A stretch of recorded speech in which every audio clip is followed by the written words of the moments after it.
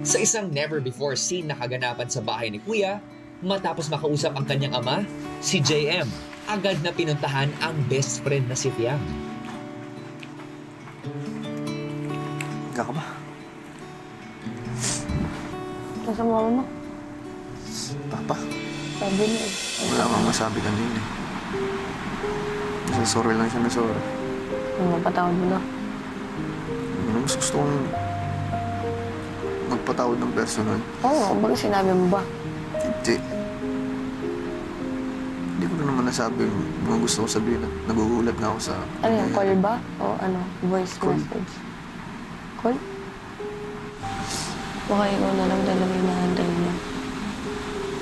Sisipin mo, si tita. Tita?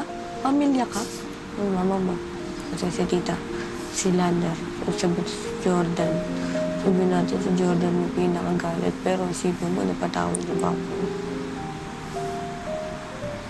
Ate, gusto mo ba kung kailan wala yung papa mo, tsaka mo siyang papatawarin? So, isipin mo, di mo ba na-appreciate yung papa mo? Magawa na siya ng way ngayon para makausap ka. Nandito ka sa loob. Pero gumagawa siya ng way para makausap ko siya. Isipin mo din yun. Hindi naman porket sabihin natin mas lumalim galit mo sa papa mo. Magiging ganyan ka na. Yung cold-hearted ka na. Hindi na nga sinabi ko. Unahin niya ako kalusugan niya. Iyan lang niya ako dito. Huwag ka akong isipin na. Paglabas ko ako ng mismong gagawa ng pagkakataon. Nadagdagan naman yan. Lakas ng loob ko dito. Mas naging magaan pati. Diba? Dito sa loob ng bahay, Kuya, malaking kahalagahan ho yung magkaroon ng matalik na kaibigan, Kuya, gaya ni Fiang. Si Fiang ho yung nagpatunay na maaari ka nga ho palang makahanap ng genuine friendship dito sa loob ng bahay, Kuya. Malaking bagay po yung may nasasandalan ka na matalik na kaibigan, Kuya. Kamusta kayo ng papa mo ngayon? Casual naman, no, na nag-uusap po kami. Siguro masasabi ko kung hindi pa ho kami nagkakaroon ng yung mismong pagkakataon ho na mapag-usapan yung lahat ng pangyayari, yung mga dapat ho namin pag-usapan. Kumbaga, mailatag ho namin sa isa't isa yung mga gusto namin sabihin sa isa't isa. Hindi pa ho nangyayari yung ganun kasi nung time ho na nagkaroon ka po kami ng bonding after po nung eviction ko, mas pinili ko nga kung maging masaya na lang ho.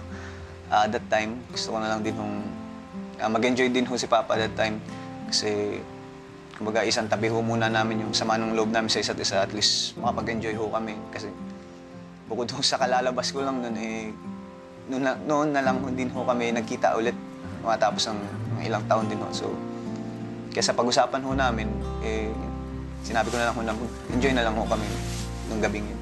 Perfectly understand. Actually, ang tapang mo. Thank you so much for sharing those. We super appreciate it. May mga plano na ba in the future para kayo ay magkaroon ng ulit, maayos yung relationship niyo?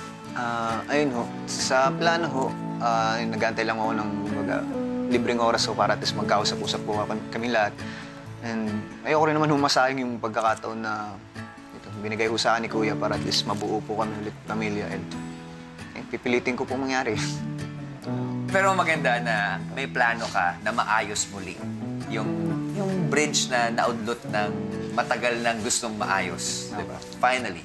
Kahit anong mangyari sa dulo, pag ina-analyze mo yung word na family, sa dulo nun may 3 letters. I love you. I-L-Y. Di ba? Fam, I love you. Maraming salamat because the family just keeps on getting bigger.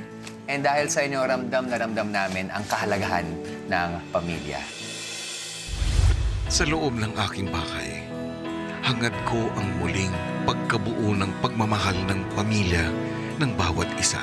Sana ay patuloy ninyong madala ang mga aral ng pagpapatawad, pag-iintindi, at walang sawang pagmamahal sa inyong mga mahal sa buhay. Dahil hindi pa natatapos ang kwento ng inyong big love sa aking bahay, kundi simula pa lamang ito. Nawa ay naging daan ang aking bahay sa paghilom ng mga hinanakit at pangungulila sa iyong nakaraan.